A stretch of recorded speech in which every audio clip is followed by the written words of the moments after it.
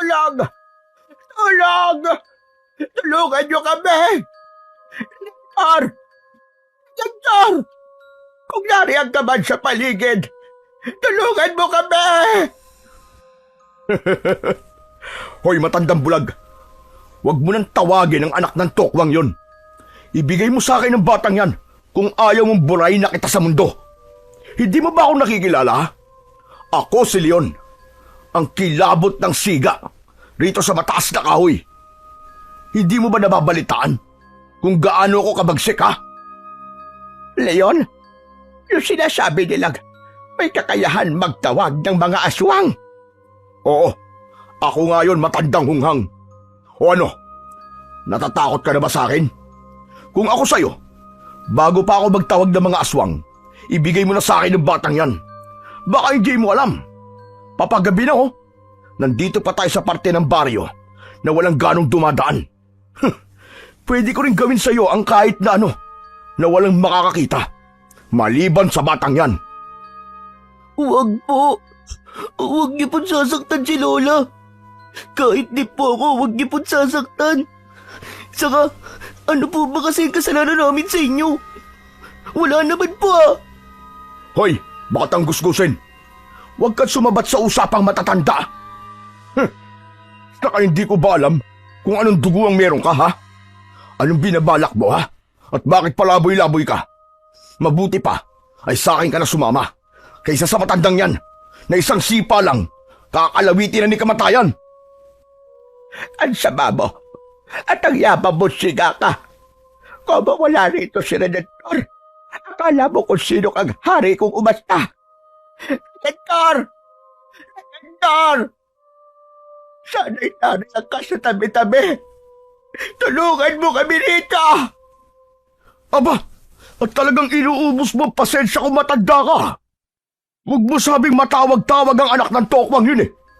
Isang tawag pa at buburdahan ko na talaga ang katawan mo at ipapakain kita sa mga aswang.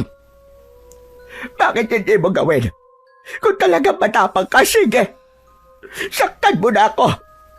Tignan na lang natin kung hanggang saan ang tapang mo. Aba, huwag mo akong maangas-angasan dyan, tanda. Hindi ko ba alam na may itinatago ka sa suot mong basahan na saya? Hindi ako tanga kung yun ang inaakala mo. Tanga ka naman talaga, di ba? Aangas-angas ka sa harap ko. Ay hindi mo naman pala ako kayang lapitan. Ano? Sige, lapitan mo ako. Lumapit ka. Matandang uugod-ugod lang naman ako, hindi ba? Tapos ay bulag pa. Kung hindi ka ba naman napakalaking taka? Anak ng... Umanda ka ngayon. Talagang sinagad mo na ang galit ko. Pagsisisihan mo to! Redentor! Redentor, tulong! Tulungan mo kami! Tulungan niyo kami! Tulong! At sa wakas, ay natuntun ko rin ang kinaroroonan ng tumatawag sa pangalan ko. Lumalatag na ang gabi ng sandaling yon. Naroon sa isang bakanting lote na masukal at malayo sa mga kabahayan ang isang matandang ali na bulag. Yakap-yakap nito ang isang gusgusing bata na sa tansya ko ay mga nasa edad 10 anyos. Ang matandang babae naman ay mga nasa edad 60 na. Kasalukuyang sinusugod ang mga ito ng siga-siga na si Leon na mga edad 35 na. 5 taon lamang ang itinanda nito sa akin. Isa ito sa kilabot na siga sa lugar namin na paris ko rin naman. Ito ang palagi kong nakakabangga at ang grupo nitong gang. Sabi-sabi itong si Leon ay may kakayahang magtawag ng mga aswang kung gugustuhin ito. Pero ako ay hindi naniniwala roon. Para sa akin ay gawa-gawa lang ng grupo nito yon para lalong katakutan sila sa mataas na kahoy. Bago pa man may magawang kung ano si Leon sa 2 walang kalaban-laban, ay sinigawan ko na ito. Hoy, Leon! Kung talagang matapang ka, ako ang harapin mo. Para kang babae. Mahihina lang ang kinakaya mo. Dentor! Dentor, ikaw na ba yan? Diyos ko, salamat. At dumating ka rin. Parusahan mo nga ang leon na ito. Akala mo kung sino. Napakayabang. Siya po ba si Redentor? Oo, apo, siya nga. Ipagtatagol niya tayo. Hoy ka rin, anak ng tokwa. Wala akong pakialam sa kahit ano pang sabihin mo sa akin. Huwag kang makialam dito! Paano kung gusto kong makialam? May magagawa ka ba, ha? Kaya mo ko, ha? Kampante kong nilapitan si Leon. Tinitigan ko ito ng diretsyo at matalim. Ang loko ay ginaya naman ako. Siga-siga ring lumapit sa akin. May pasinga-singa pa itong nalalaman at padura-dura na akala mo kung sinong walang kinatatakutan. Todo ngisi pa na nang aasar. Nang tuluyang makalapit sa akin, ay dinuro pa ako sabay tulak. Angas mo rin talaga no? Akala mo ba'y natatakot ako sa'yo, ha? Hindi porket natalo mo na ako minsan, ay aasta ka ng mas mataas talaga sa akin. Wag na wag mo akong mamaliitin at hindi mo alam kung sino ang binabangga mo. Napangisi ako ng mapakla at pinagpag ang bandang dinuro sa akin ni Leon. Kampante ko itong muling nilapitan at halos ipagduldulan ang mukha ko sa mukha niyang bordado ng mga peklat. Nang hahamon ko siyang tinitigan na may kasama pang panunuya. Walancho, sa itsura mong yan, hindi ko pa ba alam na wala ka naman talagang binatbat? Hindi ko na nga alam kung may espasyo pa ba yan sa mukha mo para sa mga bagong peklat na ibuburda ngayon ng mga kamao ko. Ipinakita ko pa sa pagmumukha niya ang kuyom na kuyom at matigas kong kamao, dahilan para magkislutan ang mga kalamnan niya sa panga na siyempre ay ikinatuwa ko. Abat, anak ng... Ito na ang huling pagkakataon na magagawa mo to sa akin. Sinasabi ko sa'yo, pagsisisihan mo sandaling ito! Hiya! Naglaban kaming muli ng matindi ni Leon ng oras na yon. Kasabay ng pag-alulong ng isang aso sa di kalayuan ay ang ingay ng pagbabasagan namin ng muka ni Leon. Lakas sa lakas at angas sa angas. Halatang ayaw magpatalo ni Leon at pilit tinatapatan ang lakas kong batak sa pagkakargador at kung ano-anong mabibigat na trabahong pinapasok para lang makaraos sa araw-araw. Wala pang 10 minuto kaming naglalaban ay dinig ko na kagad ang kanyang paghingal. O ano? Kaya mo pa ba? Teka, Leon ka ba talaga, ha? O isa ka lang kuting? Mukha mo! Pero oras na inilabas ko, ang totoong ako, sinisiguro ko sa'yong wala kang panama sa akin. Ah, ganun ba? Bakit kasi hindi mo pa ilabas? Hindi yung ganyang para ka nang iiyak. Buang! Napakayabang mo! Oras na ilabas ko ang totoong pagkatao ko, ay magsisisi ka. Wawak-wakin ko katawan mo! Makikita mo! Aba, di magkawak-waka na tayo ng katawan ngayon din para matapos na agad to. Yan talaga ang gusto ko. Inilabas ko ang tinatago kong bagong lanseta mula sa tagiliran ko. Kumikislap ito sa tama ng liwanag ng buwan na nagsisimula na noong sumikat sa kalangitan. O ito, nakikita mo ba to? Masarap to at hindi naman ako madamot para hindi ipatikim mo ito sa'yo. Susugudin ko na sana si Leon pero nangungunot ang ilong nitong sininghalan ako at hindi malaman kung susugod pa rin ba o aatras na lang. Bandang huli ay bigla na lang itong kumaripas ng takbo habang nagmumura at umuusal ng pagbabanta. Sinagad mo na ako, Redentor! Humanda ka sa muli kong pakikipagharap sa'yo! At hindi lang ako ang makakalaban mo! Ipatitikim ko sa'yo ang bangis na mga kalahi ko! Humanda ka! Sige lang! Kahit magtawag ka pa ng mga aswang na mga kasangga mo, hindi ko kayo uurungan! Ikaw pa lang ay wala ka ng binatbat. Malamang, mga katulad mo lang din ang hahatakin mo. Mga walang binatbat, mga walang kwenta. Anak ka ng puta talaga. Panahon na talaga para iligpit ka namin. Sige, pagtawanan mo lang ako ngayon. Sa pagbabalik ko, sinisiguro ko sa iyo magmamakaawa ka sa akin. Lintik lang ang walang gante. Pwe! Pwe mong mukha mong bordado ng peklat. Lumayas ka na nga rito. Kung ayaw mo tuluyan na kita ngayon din. At tinangka ko pa talagang habulin ng lanseta ko si Leon. Ang loko ay nataranta naman at mabilis na naglaho sa dilim. Matapos yun ay binalingan ko naman ang matanda at ang kasama nitong bata. Ayos lang po ba kayo, Lola? Hindi po ba kayo sinaktan ng Leon na yun? Ay nako, mabuti na lang talaga at dumating ka, Redentor. Kung hindi, ay baka kung napano na kami nitong kaawa-awa bata. Kung alam mo lang, parang gustong-gusto niya nang kuhanin itong bata. Palagay ko, ay ipapakain niya sa mga kasanggang aswang. Kawawa naman, itong inosenteng batang ito.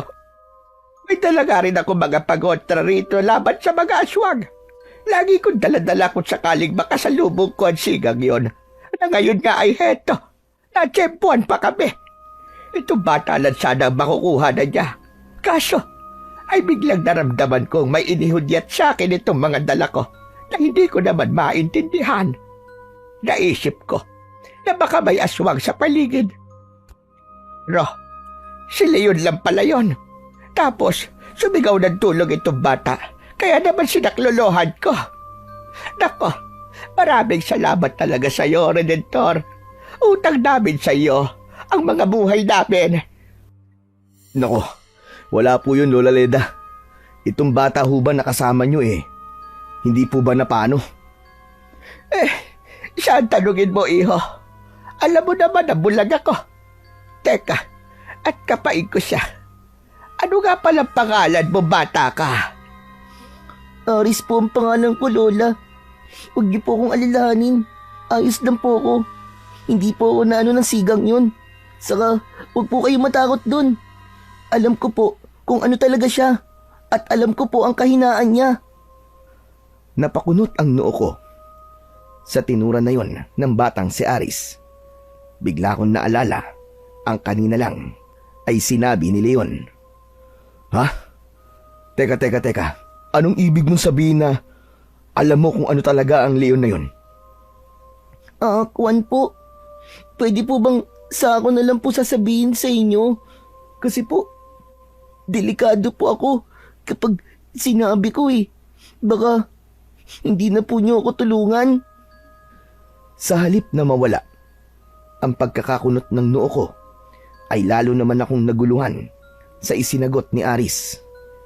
Biglang naging parang misteryo ang dating ng pagkatao nito. Maging si Lola Leda ay napansin kong ganun ang reaksyon na nakalarawan sa kanyang kulubot na muka. Kasabay nito, kapakapa nito ang mga dalang pangontra na nasa bulsa ng suot na palda. Para bang may kung anong nararamdaman mula sa mga yon. Delikado? Bakit naman magiging delikado ka? Saka, may atraso ka ba sa Leon na yon? Naku, wala po akong atraso sa kanya. Ganito na lang po. Sasabihin ko po sa inyo kung ano po talaga yung sigang Leon na yon. At pati po ako. Pero una po muna ay kailangan niyo pong tulungan ako na hindi po niya makuha. Bakit ka ba gusto niyang makuha? Saka, saan ka nga pala nagmula na bata ka ha? Ngayon lang kita nakita rito sa mataas na kahoy ah. Hindi ka taga rito, tama? Taga rito po ang mga magulang ko. Pero kasi wala na po sila. Tumakas lang po ako sa kuta namin dahil yun po ang bilin sa akin ng inay ko bago po sila ni Itay ay kinuha at saka pinatay. Ano? Sinong kumuha at pumatay sa kanila? Basta po, sa ako na lang po sasabihin sa inyo.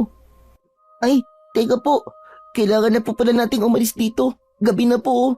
Baka po bumalik dito yung si Leon Magtatawag po yun ng mga aswang para pagtulungan po ako makuha. Tama si Aris Redentor. Isasama ko na muna itong bata sa bahay ko. Ikaw rin, sumama ka na muna sa amin. Kailangan namin ng poprotekta sa amin ngayong gabi.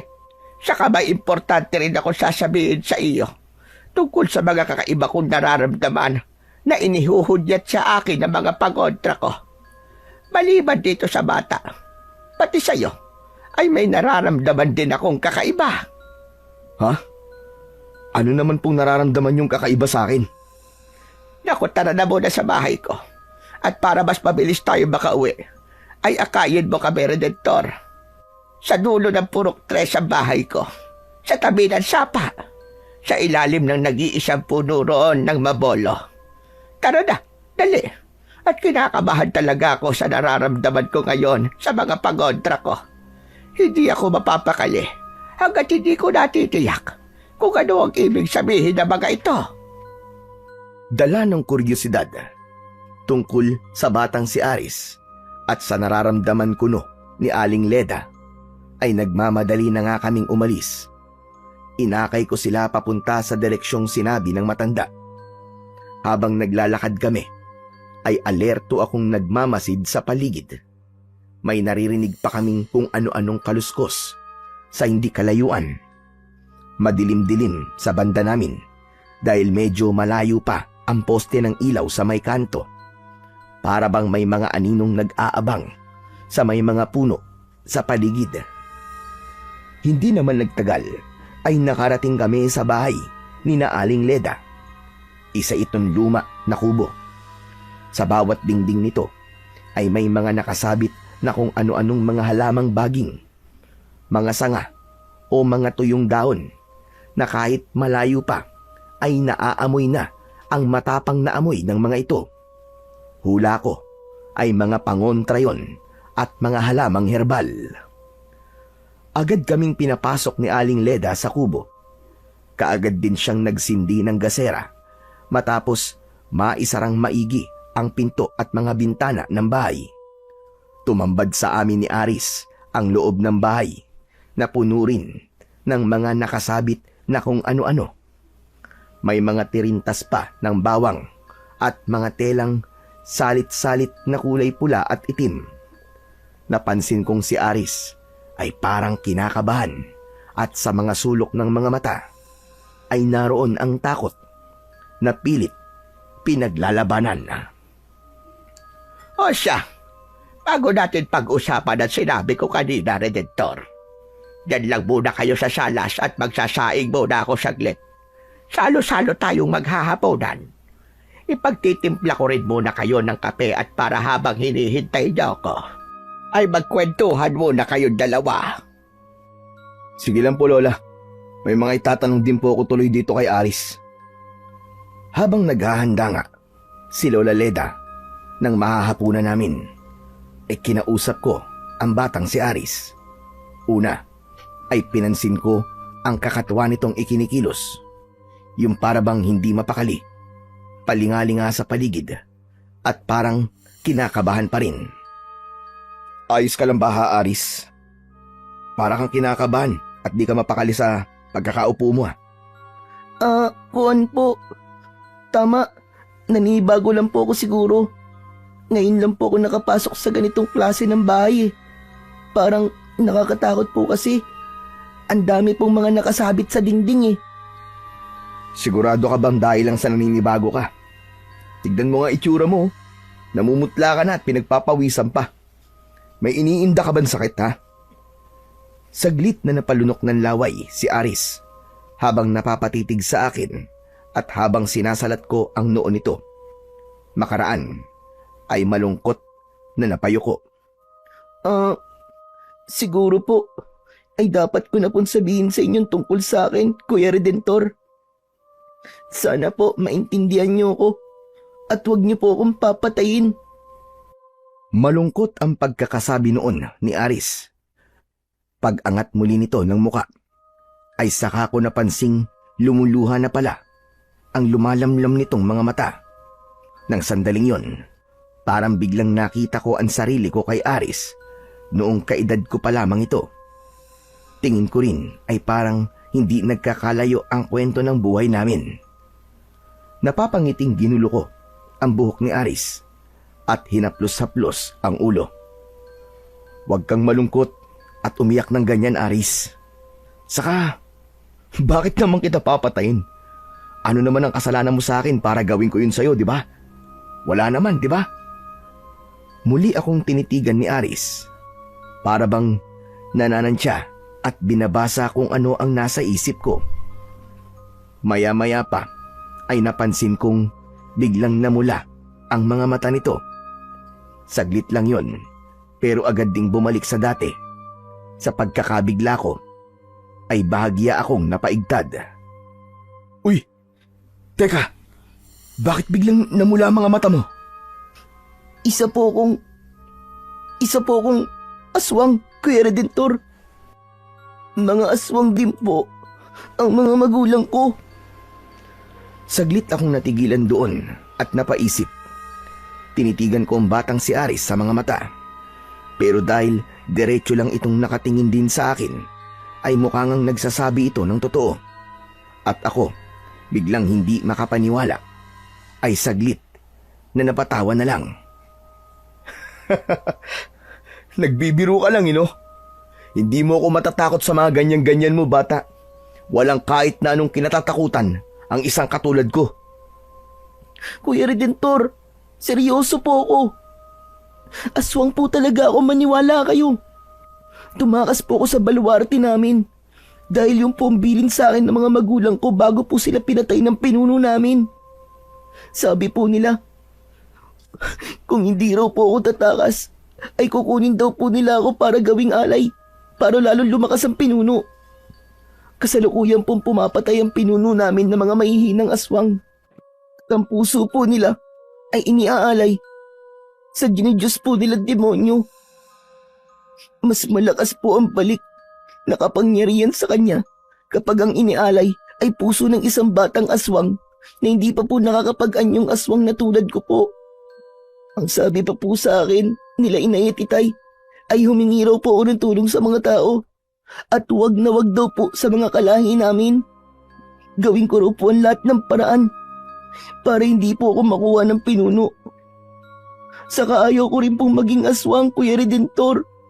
Ayoko pong maging masamang halimaw na aswang. Ayoko pong paganahin ng pagkaaswang ko. Tulungan mo ako, Kuya Redentor. Tulungan mo ako.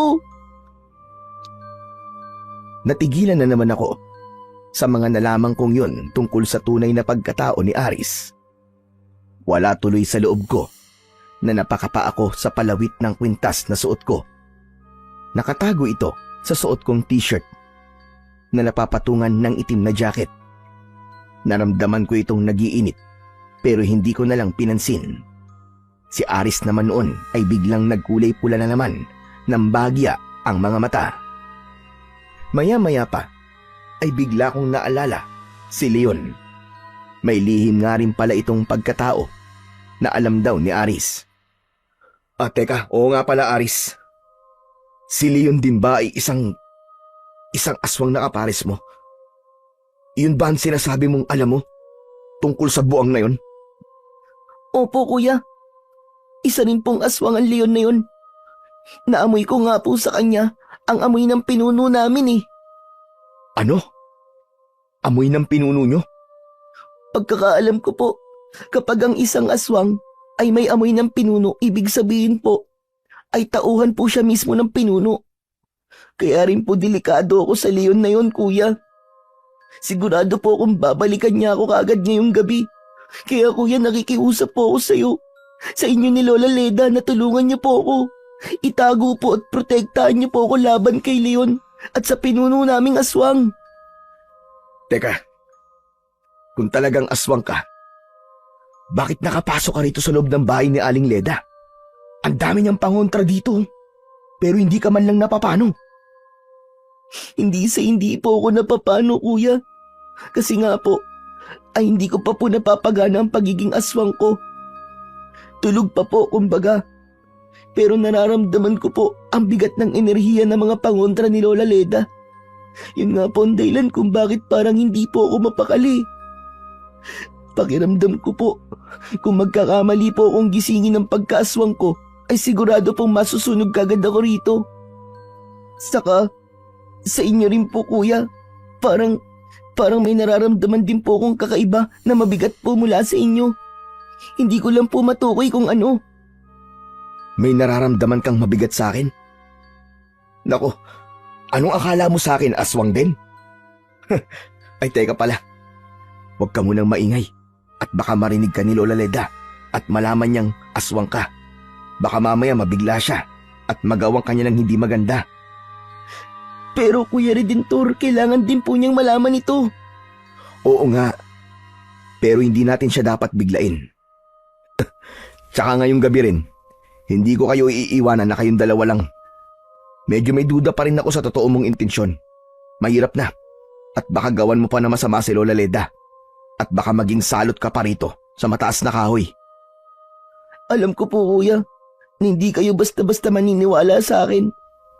Naiintindihan ko naman po kayo. Pero sa ngayon, ay obligado na po kayong tulungan ako dahil kung hindi, papayag po ba kayo na makuha ko ng pinuno namin at tuluyan lumakas ang kanyang pagkaswang? Mas magiging delikado po ang buong baryong ito kapag nangyari pong maialay ako. Saka, lalo rin pong magiging siga-siga si Leon. Kapag lumakas po ang pinuno, dadagdagan din ng pinuno ang taglay na lakas at kakayahan ni Leon bilang pinagkakatiwalaan niyang aswang. Papayag ka po bang madali ka na lang niyang matatalo kapag nangyari yon? Aba, syempre, hindi ako makakapayag, no? Mas gugustuhin kong ako lang ang aastang siga-siga rito. Dahil ang pagkasiga ko ay para naman balanse ng impluensya ng mga mapagsamantalang mamamayan at mga edukado kuno rito. Kung ang Leon na yun ang tuluyang maghahari-haring siga rito, malamang na lalong gugulo ang kaayusan dito. Hindi ako makakapayag na mangyari yon. Mabuti po kung ganun. Pareho po talaga tayo. Ako rin po. Ayokong lalo pang lumakas ang pinuno namin. Saka sabi ko nga po, ayoko na rin pong maging isang aswang. Gusto ko pong mamuhay na tulad din yung mga tao. Nandidiri na po akong makakita at makaamoy ng malansad dugo ng tao. Kaya kung tutulungan niyo po ako ni Lola Leda, ay tutulungan ko rin po kayo na matalo ang pinunong aswang. Kahit pa po sobrang nakakatakot niya. Sa kabilang paghihiganti ko na rin po para sa mga magulang ko. Titirisin ko ang garuno na yon. Ano? Garuno? Sino yon? Biglang tinakpan ni Aris ang bibig ko ng palad niya na ikinagulat ko. Naku, mali pala na nabigkas ko po ang pangalan ng pinunong aswang. Lalo po akong malalagot nito. Ikaw na rin po, Kuya Redentor. Lagot po tayong dalawa. Malamang na natunugan na kagad ng pinuno namin na may bumigkas ng pangalan niya na isang aswang sa harap ng isang tao. Pareho po tayong hahanapin niya kagad ngayong gabi. Ibig mo sabihin, yun ang pangalan ng pinuno niyong aswang? Mariing tumango si Aris. Nakalarawan sa mga mata niya ang grabing pagkatakot at pangamba. Opo kuya, yun na nga po. Wag niyo na pong babanggitin ulit ah. Mas paulit-ulit po kasing mababanggit ang pangalan niya ay mas lalo pong tatalas ang pangamoy niya sa atin. Mas madali po niya tayong mahanap. Ngayon pa lang po ay kailangan may gawin na tayo para hindi niya tayo masundan. Pero nandito tayo sa loob ng bahay ni Lola Leda. Natadtad na mga pangontra. Tiwala naman akong malalakas sa mga pangontra dito ni Lola Leda. Hindi na siguro tayo basta-basta masusundan o mapapasok dito ng pinuno nyo. Pero kuya, kabisado rin po yata rito ni Leon. Siguradong ituturo niya rin po itong bahay ni Lola Leda. Baka may alam rin po siyang paraan kung paano mapapasok itong bahay. Nako, oo nga no. Napaisip ako ng malalim ng puntong yon kung saan kami pwedeng pansamantalang magtago kung totoo nga ang mga pinagsasasabi ni Aris. Hindi pa rin talaga ako kampante sa kanya dahil kakakilala ko pa lamang sa kanya. At habang nag-iisip ako, ay siya namang biglang paglitaw ni Aling Leda. Dala-dala nito ang mga ihahaing panghapunan namin. Bigla pang napalis ang masayang pagkakangiti ko nang para bang may kung anong nararamdaman habang itinatapik-tapik ang hawak na tungkod sa sahig. Aba, teka. Bakit ganito ang nararamdaman ko? Redentor! Ares! Nariyan pa ba kayo? Nandito pa po kami, Lola Leda. Bakit po? Ano po bang nararamdaman nyo? At napapakunot pa ang noo nyo? Sandali nga. At tulungan mo nga akong ilapag sandali ang mga ito, iho. At biglang para akong manginginig sa kakaiba kong nararamdaman. Agad naman akong tumayo at tinulungan si Lola Leda.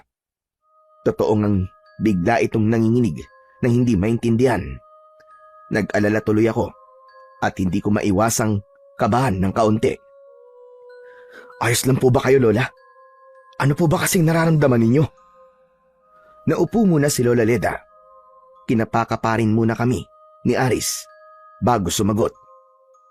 Ewan ko ba? At bakit bigla akong kinabahan sa inyong dalawa? Mas tumindi ang kakaibang nararamdaman ko sa inyong dalawa na inihuhudyat sa akin ng mga pangontra ko sa paligid. Teka, sabihin ko na nga sa inyo ang nararamdaman ko. Ano po bang nararamdaman niyo sa amin? Kay Ares, parang may kakaiba sa pagkatao niya.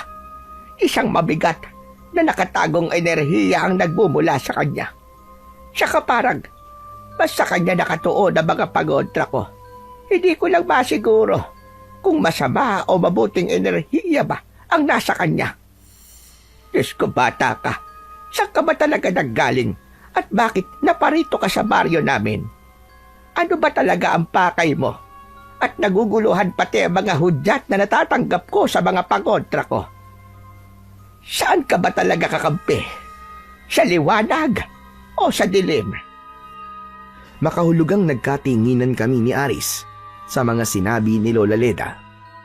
Napasenyas pa ako rito. Nasasabihin ko na rin sa matanda ang lihim na ibinunyag nito. Tumangulang naman si Aris. Lola, wag po sana kayong mabibigla, ha? Itong si Aris po kasi ay napag-alaman ko po na mula po sa puwersa ng dilim, pero kakampi po siya ng liwanag. Ano ka ba? Anong ibig mo sabihin, Redentor? Paano galing siya sa puwersa ng dilim? Anak ba siya ng engkanto? Lamang lupa? Imposible. Hindi makakapasok sa bahay ko ang kahit alin sa kanila. Lola Leda, makinig po kayo maigi. Bago po ang lahat, ay pakinggan niyo po sana muna ang lahat ng mga sasabihin namin ni Aris bago po kayo tumugon. Sigurado po ako magugulat kayo, pero ipapaliwanag po namin maigi sa inyo. Ano ba yan? Lalo naman ako kinakabahan sa kung ano man sasabihin ninyo. Pero di bale, nakahanda naman ako dahil narito ako sa baluarte kong kubo. Hinihiling ko na nga lang na sana ay mali ang kung anumang iniisip ko tungkol kay Aris. At sinabi na nga naming lahat kay Lola Leda ang tungkol sa tunay na pagkatao ni Aris. Nakinig naman ng maigi ang matanda at halatang nag-iisip ng malalim. Nakatuon pa ang mukha nito sa direksyon ni Aris na parabang hindi ito bulag. Matapos naming maipaliwanag ang lahat, ay saka lang muling nagsalita si Lola Leda. Ngunit bago nagsalita, ay inihampas muna nito ng malakas ang tungkod sa ilalim ng lamesang pinagsasaluhan namin. Napakislot pa kami pareho ni Aris. Si Aris naman ay parang kinabahan pa at napansin ko na namang sandaling nagkulay pula ang mga mata. Diyos ko, totoo ang isa kang aswang na bata ka. Bakit nga pala hindi ko to naisip gawin kagad kaninang kaharap pa natin si Leon? Di sana ay alam ko na kagad na aswang ka, Aris. Nalaman po ninyo sa pamamagitan lang po ng tungkod po ninyo? Oo, itong tungkod ko kasi ay minsan kong ibinaban sa pagontrang langis at dinasalan ko rin para magsilbing tulong sa akin na malaman kung masasamang elemento o aswang ang nasa paligid ko na hindi ko nakikita. Isang hampas ko lang dito ay kaiinisan na ng mga aswang o masasamang elemento. Ang katawan nila ay tutugon kagad sa pamamagitan ng kagustuhang magpalit ng anyo. Ngayon mismo ay naramdaman ko yon sa iyo, Aris. Tama ba ko, iho, na gusto mo sanang mag-anyong aswang? Lola Leda, napansin ko pong sandaling biglang namula ang mga mata ni Aris. Kung ganon, ay totoo ngang kampon siya ng dilim. Pero naramdaman ko rin malakas ang pagpipigil niya at ayaw ilabas ang totoo niyang katauhan. Naku, huwag niyo na pong uulitin yan, Lola Leda. Gabi pa naman po ngayon. Hindi po pwedeng magising ang pagkaswang ko. Ayoko pong magpalit ng anyo. Natatakot po ako na kapag nagpalit po ako ng anyo, ay baka mas mahirapan na po ako magpigil sa susunod. Saka, paano pa po ako makakahingi ng tulong nyo kung pati po ako ay magiging delikado na po sa inyo? Ganon ba? Ayaw mo nga talaga na maging aswang kung ganon. Pero gustong-gusto kang kunin ang pinuno nyo para lalo siyang lumakas. Yung ika ninyo dahil hindi mo pa nga napapagana ang pagiging aswang mo. Teka, may naisip ako. Kaya lang pag-iisipan ko munang maigi bago ko sabihin sa inyo. At ikaw pala, Redentor, nararamdaman ko sa iyo na may taglay kang isang bagay na nasa isang antingero. Isa ka bang antingero? Antingero? Naku, hindi po ako antingero, Lola. Kung iniisip ninyong ako ang kailangan lumaban sa mga aswang, handa naman po akong lumaban kahit wala po akong taglay na kapangyarihan o kahit na anong galing ng isang antingero. Saka, paano po ninyong nasabing may taglay akong sa isang antingero? At bakit naman po ako magtataglay na sinasabi nyo? Wala pa naman po akong nakakasalamuhang isang antingero. Baka may aksidente ka napulot na bagay na pagmamayari pala ng isang antingero. May burloloy ka ba suot sa katawan o kahit na anong sandata? Sabihin mo sa akin at tutukuyin ko kung alin ang nararamdaman ko sa iyo na galing sa isang antingero. Nakapako ang suot kong kwintas na may kakaibang palawit na parabang medalya. Kasunod nito ay kinapako rin ang lansetang isinuksok ko sa may tagiliran ng suot kong pantalong maong. Inilapag ko silang dalawa sa lamesa. Lola Leda, dalawa lang naman po ang palagi kong daladala. Heto po, itong kwintas kong parang medalya at itong lanseta po. Palagay ko po ay ito pong lanseta ang tinutukoy ninyo. Takot na takot po si Leon kapag nakikita to. Tulad na lang po kaninang naglaban kami. Isang lanseta? Isang kwintas na parang medalya? Teka, at kakapain ko nga sila at ididikit ko sa baston ko. Alalayan mo nga kamay ko, Redentor, sa lanseta mo. Baka matalas masugatan pa ako. Lola Leda, huwag niyo pong itataktak ulit yung baston niyo ha. Ipapaalala ko lang po. Huwag kang mag-alala, Aris. Ididikit ko nga lang sa baston ko ang mga ito. Pero binabalaan pala kita. Lumayo ka muna saglit dito sa lamesa. Isa sa mga ito ay pag-aari ng isang antingero. Kaya pwedeng maapektuhan ka kapag naidikit na sa baston ko. Baka mapuwersang mapalabas ang pagiging aswang mo. Oo nga po pala. Sige po. Doon po muna ako sa bandaroon na wala pong ganong mga pangontra na nakasabit. Matapos makalayo ni Aris, ay sinimulan ng idikit ni Lola Leda sa kanyang baston ang mga inilapag ko sa lamesa. Inuna muna niya ang lanseta. Sumunod ay ang palawit mismo ng kwintas ko. Medyo nanlaki ang kanyang mga mata nang biglang parang napaso. Ako rin ay pinanlakihan ng mga mata nang mapansin kong medyo umiilaw ang palawit. Ay nako, Redentor. Ito, uminit pa itong palawit na ito ng kwintas mo. Palagay ko ay medalyon ito ng isang antingero. nagtataglay ito ng malakas na enerhiya. Sigurado ka bang hindi ka isang antingero?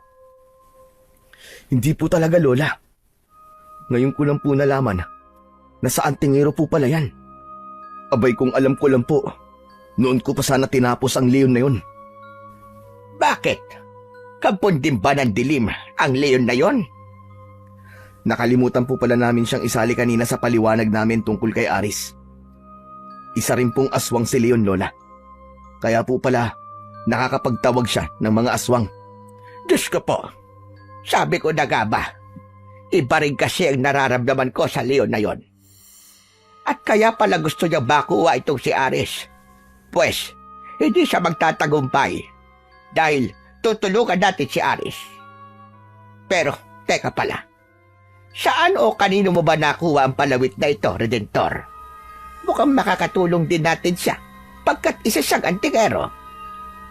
Inalala ko kung sino ang nagbigay noon sa akin. Medyo natagalan pa ako bago ko lubusang naalala. Alam ko na, tama. Si Mang Tonyo po ang nagbigay sa akin yan, Lola. Pero hindi naman po siya antingero Si Tojo da Albularyo? Yung taga Purok 5 ba? Opo, siya nga po. Ibinigay niya po sa akin yung parang medalya. Ipinilit po niya sa akin bilang kapalit daw ng pagtulong ko sa kanya. Minsan po kasi siyang pinuntahan ng grupo ni Leon at pinagdiskitahan ng mga inihahanda po niyang herbal na mga langis. Binantaan po siyang tumigil na sa paggawa ng mga herbal na langis. Kung hindi raw po, ay papalapa raw po siya sa mga aswang. Ngayon ay alam ko na kung bakit ginawa yun ng grupo ng buang na Leon na yun. Teka, nararamdaman kong buhay pa si Tonyo. Saka parang may kulang pa sa medalyon na ito. Hindi buo ang enerhiyang taglay nito. Kailangan natin siya mapuntahan. Habang nagsasalita pa si Lola Leda, walang ano-ano ay biglang napatakbo papalapit sa amin si Aris. Halata sa mukha niya ang matinding pag-aalala, takot at kaba. Kuya Redentor, Lola Seda, kailangan na po nating kumilos. Kailangan na po nating umalis dito. Ha? Bakit naman, Aris? Nararamdaman ko pong paparating na po dito ang pinuno namin. Sigurado po kung dito po sila pupunta. Sabi ko nga po sa iyo, Kuya Redentor, masusundan nila tayo dahil sa pagkakabanggit natin sa pangalan ng pinuno. Mahirap na po kapag naabutan nila tayo dito. Redentor, mukhang totoo ang sinasabi ni Aris. Lalong umiinit itong palawit ng medalyon mo. Senyales na may mga paparating nga rito. Nararamdaman ko ring tumatapang ang mga amoy ng mga pangontra kong herbal na mga nakasabit sa dingding. Napasimangot ako ng sandaling yon dahil hindi ko yon inaasahan. Bigla na lang ay napasuong kami sa isang di biro-birong sitwasyon. Naamoy ko na rin, Kuya Redentor, ang amoy ni Leon. Kagad, Kuya. Delikado na tayo ngayong gabi. Pero saan naman tayo pupunta? Teka, at mag-aakot lang ako ng ilang mga pangontrang magagamit natin. Hindi pwedeng tumakas tayo na wala tayong dalang proteksyon. Habang naghahakot si Lola Leda ng mga pangontra, ay napapaisip naman ako kung saan kami pupunta na palagay ko ay hindi na kami masusundan pa ng mga paparating na grupo ng mga aswang. Maya-maya pa ay bigla kaming nagulantang nang sa hindi kalayuan sa labas ay nakarinig kami ng sigawan ng mga tao. Malamang na namataan na nila ang paparating na mga aswang. Binabalaan nila ang mga tao na wag nang lalabas pa ng kani-kanilang mga bahay at magsipaghanda raw sila ng mga pangontra at panlaban. Ayun na nga sila, Kuya Redentor. Lola Leda, tara na po tumakas. Diyos ko po, nakakatakot at nakakakaba naman ito. Ano na, Redentor? Saan tayo pupunta ngayon?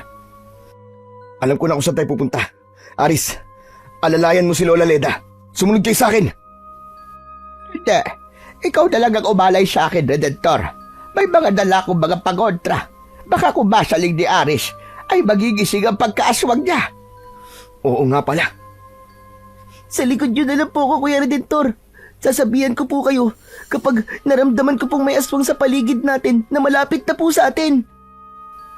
Ganun na nga ang ginawa namin.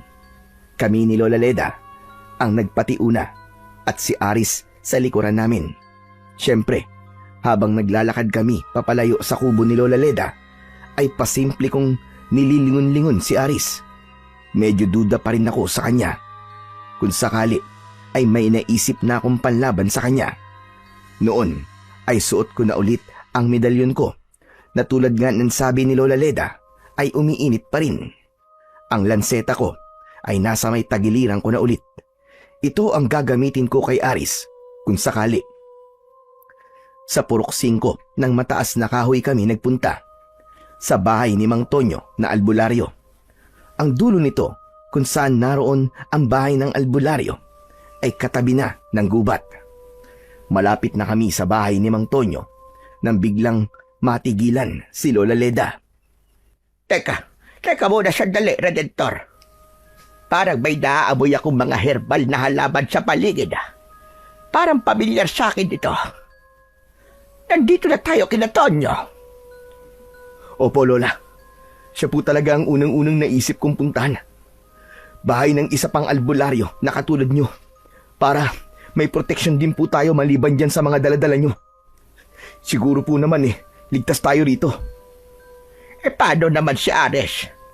Baka hindi siya papasukin ni Tonyo kapag naramdaman niyang aswang din ang bata. Teka po pala, Kuya Redentor. Parang wala naman po yatang tao sa loob ng bahay. Kung meron po, bakit wala po nakasinding ilaw sa loob? Teka. Oo nga no. Pero bukas naman ang pinto ng bahay. Baka nasa loob lang si Mang Tonyo. Baka nakaidlip lang. Ay hindi, Redentor. Ang mga albularyo, kapag ganitong may paparating na mga aswang ay naaalerto kagad ng mga herbal namin pangontra. Oo nga, at naaamoy ko mga herbal ni Tonyo. Pero hindi ibig sabihin ay nariyan pa siya. At hindi kailanman iniiwan ng isang albularyo ang pinto ng kanyang bahay na nakabukas.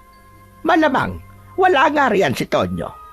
Saka hindi rin tayo pwedeng basta nalang pumasok ng ganyang nakabukas nga. Hindi maganda ang ibig sabihin yan. Malalim akong napaisip doon. Wala akong kaalam-alam sa mga ganung bagay tungkol sa mga albularyo. Matagal ko na rin namang kilala si Mang Tonyo, pero wala man lang sinasabi sa akin tungkol sa pagiging albularyo niya. Habang nag-iisip ako kung saang posibleng nagpunta si Mang Tonyo, walang ano-ano ay may itinuro sa akin ang batang si Aris.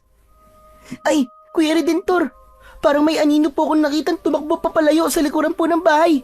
Ayun po, Kuya, tignan mo, dali! Ha? Teka, parang anino ni Mang Tonyo yun. Tara, sundan natin. Mang Tonyo! Mang Tonyo, saan po kayo pupunta? Si Redentor po ito, Mang Tonyo! Saglit akong nilingon ng anino ni Mang Tonyo. Medyo natigilan pa at nagdalawang isip kung babalikan ba ako o itutuloy ang pag-alis. Sa huli, ay itinuloy nito ang pag-alis. Ang direksyong tinahak ay papasok sa gubat. Doon ko naman biglang naalala na madalas pumasok sa gubat ang matanda. Nang minsang lihim ko itong sundan, ay napag-alaman kong may sikretong kuweba pala itong pinagtataguan na pailalim sa lupa. Aba, si Tonyo ba talaga yon, Redentor? Saka teka nga, nararamdaman kong tumatapang ang enerhiya ng medalyon mo, iho. At saka parang nararamdaman ko rin ang kapareho ng enerhiya niyan. Tama. Baka nasa kay Tonyo ang katulad niyan. Nako, kailangan natin siya masundan, Redentor. Tara na po kung ganun. Alam ko po kung saan natin siya matatagpuan. May sikreto po siyang pinagtataguan pailalim na kuweba sa loob po ng gubat. Malamang na doon po siya pupunta. Tara na po, Kuya Redentor. Nararamdaman ko po. Napapalapit na po dito ang grupo ng mga aswang kasama po ang pinuno. Hindi tayo dapat maabutan ng pinuno. Delikado. May kakaibang kakayahan daw po ito na manglito ng mga kalaban. Mabilis na kaming kumilos. Ganun pa man, kakapasok pa lang namin sa gubat nang walang ano-ano, ay nakarinig kami ng mabibilis na mga kaluskos sa paligid. Bunga nito ay pare-pareho kaming natigilan at nalito. Paano ay parang paikot sa amin ang mga kaluskos na sinabayan pa ng mahihina at papalakas na mga singasing at atungal. Mga aswang. Naku po, lagot tayo, Kuya Redentor. May mga nakaabang pala rito na mga aswang. Pwes, panahon na para gamitin natin itong mga pangontra at herbal na mga langis ko, Redentor. Heto, kumuha ka na rito sa mga dala ko. Ikaw, Aris, ano naman ang gagawin mo? Sa likod nyo na lang po ako, Lola. Basta, iwasan nyo po akong malagyan o madikitan po ng mga pangontra nyo, ha. Huwag nyo rin po akong pababayaang makuha nila. Mabilis kong hinila si Aris at ipinwesto sa likuran namin ni Lola Leda. Magkatalikuran kami ni Lola Leda at humanda sa mga maaaring mangyari. Inilabas ko na rin ang lanseta ko at ng pagkakataong yon, ewan ko ba kung bakit bigla ko ring kinapa ang suot kong medalyon na noon ay napansin ko ngang medyo nagliliwanag at umiinit. Hindi, Aris. Hindi ka namin pababayaan ni Lola Leda, pangako. Poprotektahan ka namin sa abot ng aming makakaya. Paano po pala lalaban si Lola Leda, Kuya Redentor? Bulag po siya, di po ba? Huwag mo kong alalahanin, Aris. Bulag lang ako, pero matalas naman ang iba kong pandama. Saka, malalakas kaya itong mga pangontra ko. Hindi mo ba nararamdaman? Maya-maya pa, mula sa isang banda, ay lumitaw ang isang figurang pamilyar sa akin. Si Leon. At ito ay nasa anyong aswang na. Napakabangis ng itsura. Kumusta, Redentor? Nagkita na naman tayo. Nagulat ka ba? Dahil binalikan kita kagad. Kawawa ka naman. Hayang kasi, sinagad mo ko eh. Katapusan mo ng anak ng tokwa ka. Mga kalahi, sugurin ang buwang na yan. Pero teka pala, sandali. Nasaan nga pala si Aris? Naramdaman kong maigpit na nakakapit sa akin si Aris. Dama ko ang takot niya ng mga sandaling yon. Paliligtasin pala kita ngayon, Redentor. Madali lang naman akong kausap eh. Ibigay mo lang sa akin ang bata. Hindi! Hindi mo makukuha mula sa mga kamay ko ang batang to. Magkakamatayan muna tayong dalawa bago mo siya makuha. Yun ay kung kakayanin mo ko. Aba, ang tigas mo rin alo. Hindi mo ba nakikita mga kasama ko?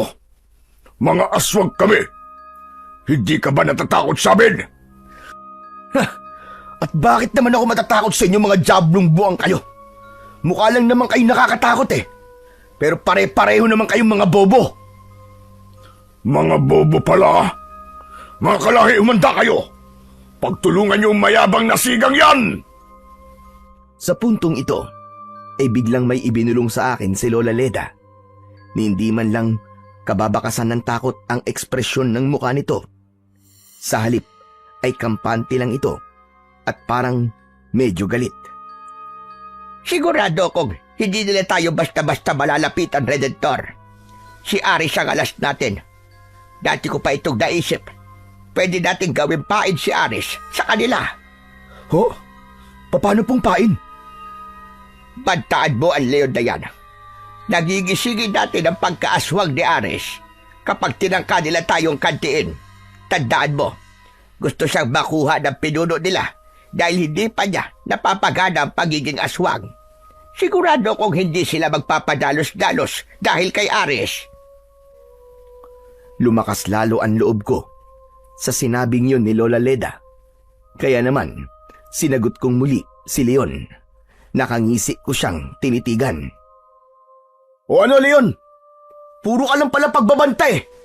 Bakit hindi niyo pa kami sugurin? Sobrang takot na takot ka sa akin, ano? Utot mo. Kami na di hamak na mas marami kumpara sa inyong dalawa lang. At bulag pa ang kasama mong matandang yan. Matatakot. Kayo ang mas dapat na matakot. Kaya kung ako sa'yo, ibigay mo na sa akin ang batang yan. Dahil ang batang yan ay... ibigay mo na sa akin ang batang yan. At hahayaan pa kitang mabuhay sa gabing ito, Redentor. Anong akala mo sa akin, tanga? Na madali mo lang mauuto? Utot mo, Blue! Ginagalit mo talaga ako. Pues, ako mismo ang wawakwak sa katawan mong tokwa ka. Aktong susugurin na nga sana ako ni Leon na sinundan pa ng mga kasama nitong aswang. Nanggigigil ang mga daliri nito na may matatalas na mga kuko. Maging ang mga kalamnan nito sa panga ay nagkikislutan. Todo-tulo rin ang malapot nitong laway na nagmumula sa maumbok nitong bunganga, natadtad ng matutulis na mga pangil. Nang grabing dadambay na sana ako ni Leon, ay bigla naman itong natigilan nang hilahin ko si Aris at iniharap sa kanya. Sige, subukan mo. Dambahin mo ako at gigisingin ko ang pagkaswang ng batang ito. Ano? Papalag ka? Wag! Wag, Kuya Redentor! Huwag niyo pong gigisingin ang pagkaswang ko! Ayoko po! Anong alam mo sa batang yan? Huwag mong sabihin. Hindi na ituloy ni Leon ang pagsasalita. Pagkat sinamantala ni Lola Leda na sabuyan ito ng mga pangontrang langis. Galit na galit ito na pati mga kasama ni Leon na susugod din sana ay sinabuyan na rin ito na para bang nakikita sila. Masunog kayo mga aswang kayo. Lalo ka ng leon ka. Mga salot kayo sa baryo namin. Hindi ko kayo titigilan hanggat hindi nyo kami tinatantanan. Dahil sa ginawang yun ni Lola Leda, ay biglang nagsiusok ang mga katawan ni na Leon at ang mga kasama nito. Grabing nasunog ang kanilang mga balat. Takot na kagad na napaatras sa mga ito. Si Leon ay nagbabanta pa at galit na galit. Anak ng putya kang bulag kang matanda ka. Pagbabayaran mo ang ginawa mong ito sa amin. Hindi pa ito ang huli nating pagkaharap. At talagang ang pinuno ang gusto niyong makaharap, ha?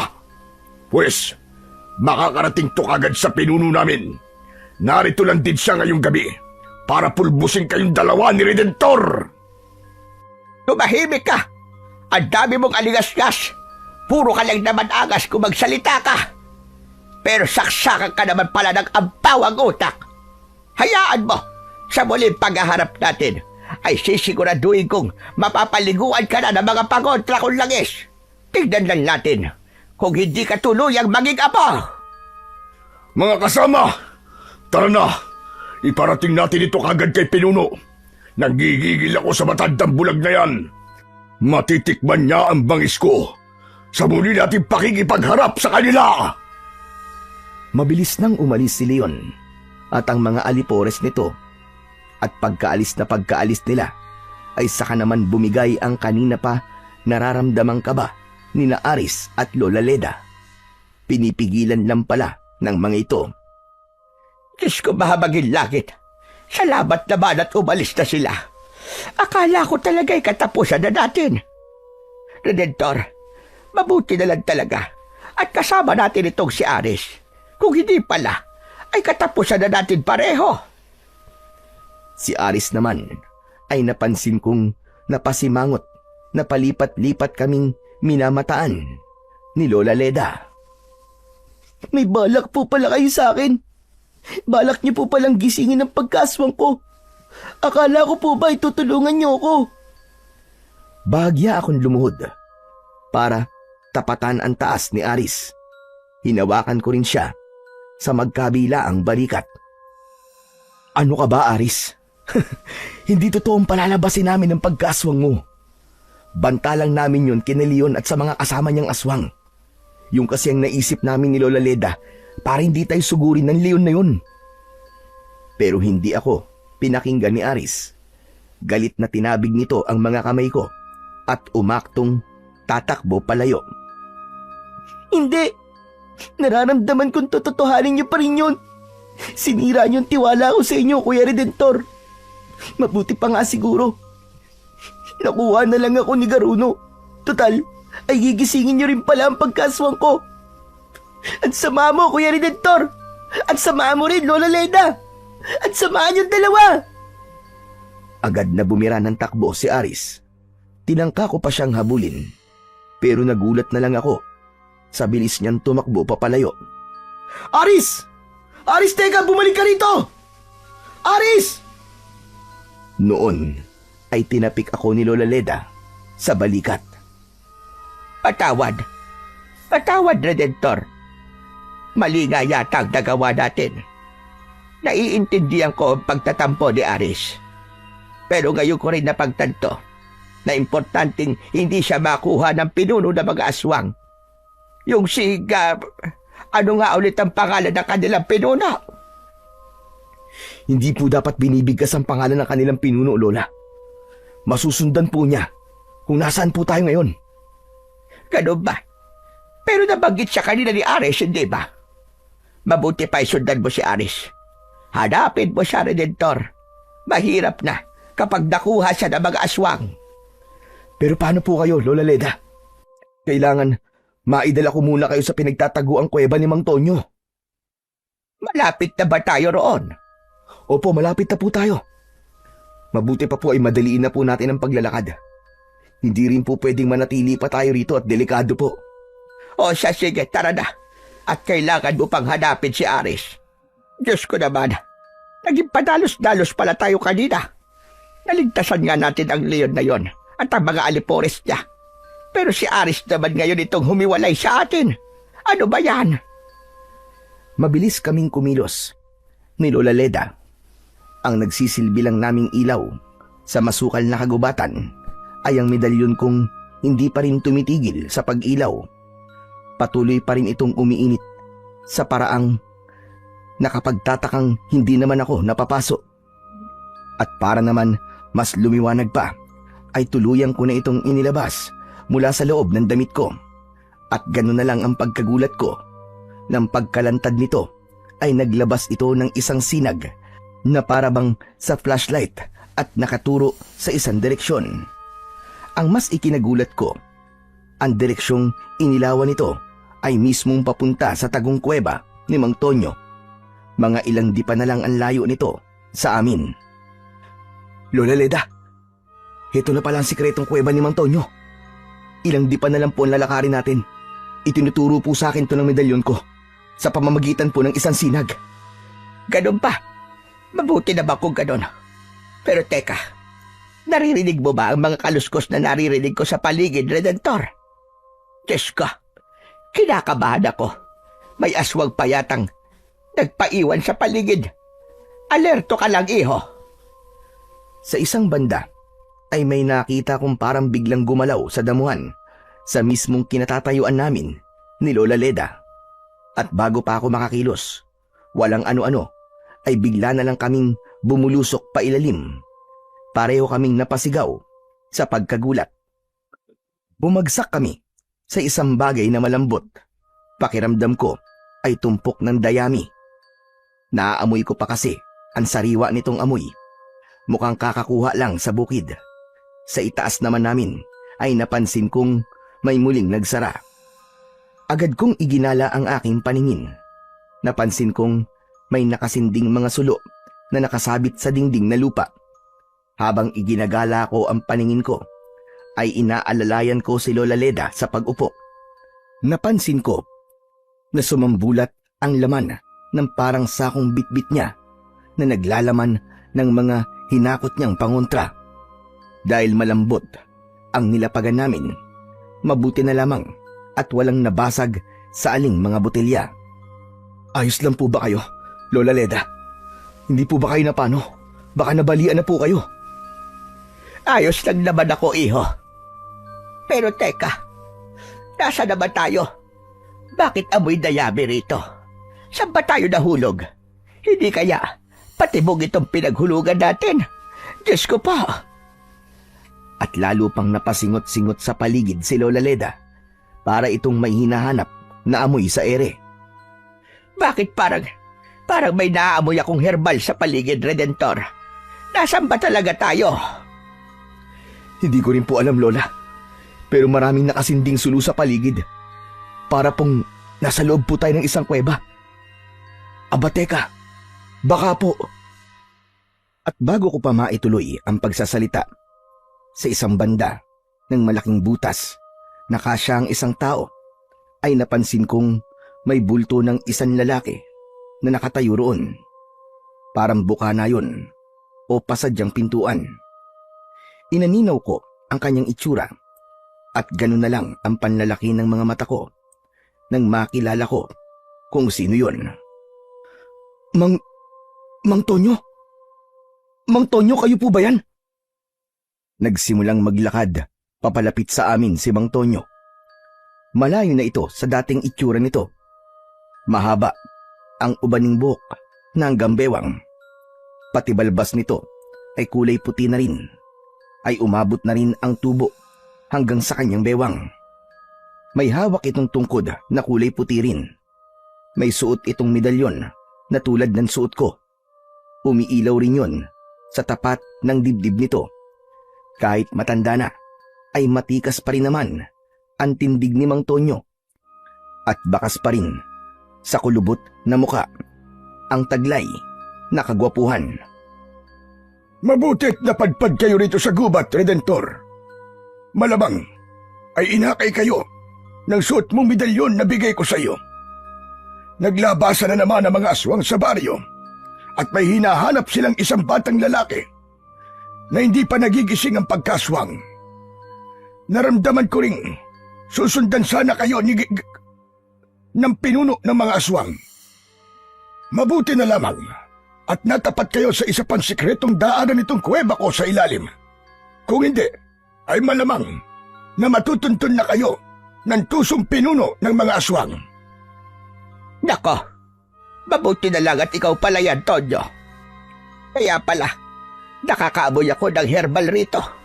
Saka, kilala mo rin pala ang pinuno ng mga aswang. Ang batang si Aris nga pala, maalala ko. Kailangan namin siya mabawi ulit, Tonyo. Tulungan mo itong si Redentor na hanapin ang batang iyon. Hindi pwedeng makuha iyon ng mga aswang dahil iaalay daw yon ng kanilang pinuno para lalo itong lumakas. Hindi nyo na siya kailangang hanapin pa, Leda. Ano ka ba? At bakit naman, Tonyo? Importante sa atin ang batang iyon. Iyon ang magagamit natin laban sa mga aswang. Hindi nyo na siya kailangang hanapin dahil narito na siya sa kuweba ko, Leda. Natsempuan ko siya bandang una habang nagmamasid-basid ako sa paligid ditong kuweba. Bago kayo napadpad dito, naramdaman kong isa siyang aswang na hindi pa aktibo ang pagkaaswang. Kaya sinambot ko ang pagkakataon na makuha siya. Saka naisip kong siya ang kasama ninyo kaninang naparoon kayo sa bahay ko. Kung ganun, nasan po siya, Mang Tonyo? Bakit hindi niyo po siya kasama? Pinatulog ko siya sa pamamagitan ng herbal na gamot. Balak ko siyang pag-aralan para magamit natin para magtagumpay tayo laban sa pinuno ng mga aswag. Matapos magsalita, ay tinulungan kami ni Mang Tonyo na makaalis sa bunton ng mga dayami at inakay niya kami kung saan naroroon si Aris. Matagal ko nang pinagplanuan kung ano ang mabisang paraan para matalo ang pinuno ng mga aswang. Mahirap kalabanin ang pinuno sapagkat may espesyal siyang kakayahan. Ano po ang espesyal niyang kakayahan, Mang Tonyo? Ilang beses ko na ring nakakalaban ang pinuno. Pero ilang beses din niya akong naisahan. May kakaiba siyang kakayahang manglito ng mga kalaban niya. May suot siyang parang medalyon na dalawa ang palawit. Salitang umiilaw ang mga yon sa harap ng kalaban. Nanglilito po siya ng kalaban? Sa paano pong paraan, Mang Tonyo? Pinagpapalit-palit niya sa paningin ng kalaban ang mga nasa paligid. Teka, sandali. Paano mo namang nalaman ng ganong kakayahan ng pinuno ng mga aswang, Tonyo? Matagal ko nang nakakalaban ng pinuno, tulad nga ng sinabi ko. Maraming eksperimento na rin akong nagawa. Nakakalungkot lang. At marami-rami na rin akong naisasakripisyong mga tao. Pero ang layunin ko ay para tuluyang matalo ang pinunong yon. Hanggat hindi natin siya natatalo, ay patuloy silang makakapambiktima ng mga tao at mas lalong maraming tao pa ang mabibiktima niya. Kung ganon, sa tagal mo na palang kinakalaban ng pinuno, siguro naman ay may nabuo ka na kahit papano na magandang plano. Meron na nga ba, ha, Tonyo? Meron naman, Leda. Isa na nga riyan, ang medalyong kong tagumpay kong nagawang maging dalawa. Ang isa nga ay suot na ngayon ni Redentor. Noon ay napakapa akong muli sa suot kong medalyon na noon ay tumigil sa pag-ilaw at hindi na rin mainit. Mang Tonyo, bakit nyo nga pala ito binigay sa akin? Albularyo po kayo at hindi isang antingero, hindi po ba? Tama ka. Albularyo ko iyo. Pero isa rin akong antingero. Inililihim ko lang sa mga tao. Ayoko kasing mabalitaan ng mga aswang na nagpapanggap lang ako na karaniwang tao, ngunit isa pala akong antingero. Pero mula nang malaman ng pinunong aswang ang totoo kong papel, ay naging patago-tago na ako. Ito ang dahilan kung bakit ginawa ko ang pailalim na kuwebang ito rito sa gubat. Dito ay hindi ako natutuntun ng mga aswang. Tungkol naman sa ibinigay ko sa iyo na medalyon, Redentor. Importante kasi na hindi ko suot ang dalawa kong medalyon. Kaya ibinigay ko ang isa sa iyo. Yun ay para makontra ang suot na medalyon ng pinuno na may dalawang palawik. Hindi ko pa sigurado kung gagana ang ginawa ko sa mga medalyon. Malalaman lang natin kapag nakaharap na natin ang pinunong aswang. Paano po ba dapat sila gagana? Yan pa pala ang importanteng dapat ko sabihin sa iyo, Redentor. Kapag gumana ang mga medalyon natin kontra sa medalyon ng pinuno, magpapapalit-palit din ang mga pagkatao natin sa mga mata ng pinuno. Dapat kang maging handa kapag nangyari yon. Kailangan nating magpanggap ayon sa inaakalang tayo ng pinuno. Halimbawa, nalaman mong ang tingin sa iyo ng pinuno ay ikaw ang batang lalaki na ito. Kailangan samantalahin mo ang pagkakataon na kumilos ayon sa tingin niya sa iyo. Kailangan natin dito ng taktika at talas ng isip para matalo ang pinuno. Gagayahin ng mga medalyon natin ang kakayahan ng medalyon ng pinuno. Nakukuha mo ba, Redentor? Ganun po pala. Paano naman po kung ang tingin sa akin ng pinuno ay ako si Lola Leda? Mas mabuti kung ganun. Iisipin ng pinuno na madali ka lang niyang matatalo. At teka pala, kailangan pala kitang bigyan ng mga sandatang magagamit mo laban sa mga aswang at sa pinuno mismo. Mukhang wala kang kadaladala na kahit isang sandata man lang. Hindi uubra na ang pagiging siga mo lang ang gagamitin mo. Ibang level na ang pinuno. Nako, may bagong lanseta po ako rito, Mantonyo. Ito po, gawa po sa pilak. Takot na takot nga po si Leon na isa po palang aswang kapag nakikita to. Aba, ayos pala yan. Kinatatakutan talaga ng mga aswang ang kahit na anong sandata na gawa sa pilak. Kapag itinarak mo yan sa puso nila, ay tiyak ang kamatayan nila. Yan lang pala ay sapat na. Pero bibigyan pa rin kita ng ibang magagamit mo. Ako ba, Tonyo? Hindi mo bibigyan ng sandata. Hindi porket bulag ako, ay wala na akong kakayahang makipaglaban sa mga aswang. Siyempre ay bibigyan din kita, Leda. Saka alam ko rin namang isa kang mahusay na albularya at herbalista. Isa pa, ay kailangan namin ng presensya mo para panlito sa pinuno ng mga aswang. Siyempre, lahat tayo ay may papel rito, Tonyo. At hindi rin talaga ako makapapayag na lumakas palalo ang kampo ng mga aswang. Galit ako sa mga katulad ni Leon Naswag na nga ay siga-siga pa sa baryo. Hindi katulad nitong si Redentor na inilulugar ang pagkasiga niya. At siya nga pala. Biglang natigilan sa pagsasalita si Lola Leda. Nang walang ano-ano ay nakarinig kami ng kakaibang ugong na nagmumula sa may ulunan namin. Halo-halong mga singasing, atungal at mga kaluskos ang naririnig namin. Noon ko napagtantong nasa ilalim nga talaga kami ng lupa. Kasabay pa nito ay napansin namin ni Mang Tonyo na umiilaw ang mga suot naming medalyon. Umiinit din pati. Si Lola Leda naman ay napakapa sa mga dala niyang pangontra. Huwag mo na kayong gagawa ng kahit na anong ingay, Redentor, Leda.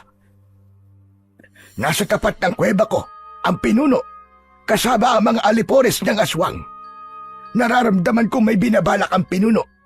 Kasalukuyan niyang pinapagana ang medalyon niyang pang-aswang. Kayo ni Redentor, Tonyo. Hindi ba niyo pagaganahin ang mga medalyon ninyo? Papahin mo lang ang medalyon mo, Redentor.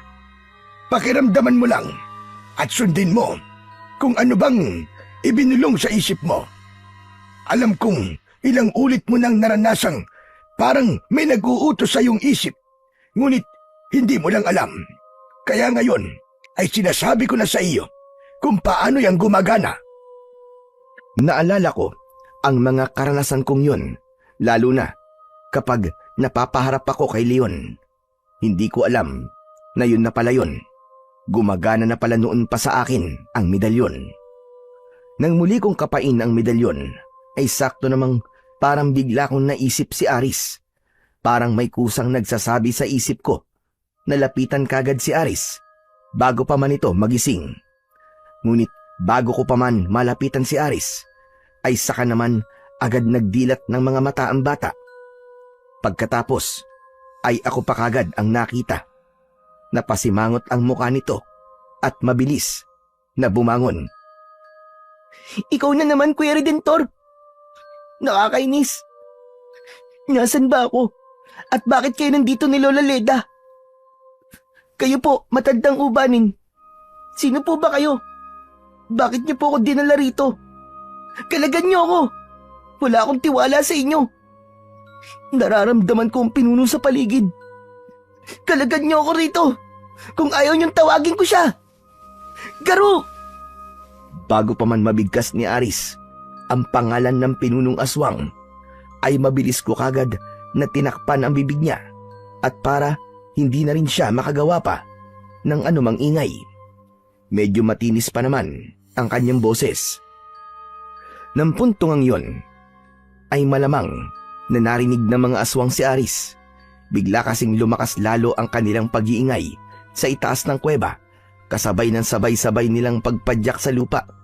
Ano pat, nagsimulang maglaglagan mula sa itaas ang ilang maliliit na mga bato at tipak ng lupa. Naku, bago pa gumuho tong kuweba, Mantonyo, mukhang kailangan na po natin lumabas. Mahirap pong makulong tayo dito at matabunan dito sa loob. Tama ka, Redentor. Kailangan na nga natin lumabas. Magsipaganda kayo. Leda, humanda ka. Ako ang aakay sa isa palabas. Ikaw naman, Redentor. Ikaw na ang bahala sa batang yan. Tandaan mo, hindi dapat makuha ng pinuno yan. Tandaan mo rin, Redentor. Malaking alas natin yang si Aris. Alam mo na kung anong dapat na gawin sa kanya kapag napaharap tayo sa mahirap na sitwasyon. Si Aris naman noon ay nagpupumiglas at sinisikap sumigaw kahit todo ang pagkakatakip ko sa bibig niya. Aris, ano ba, tumigil ka?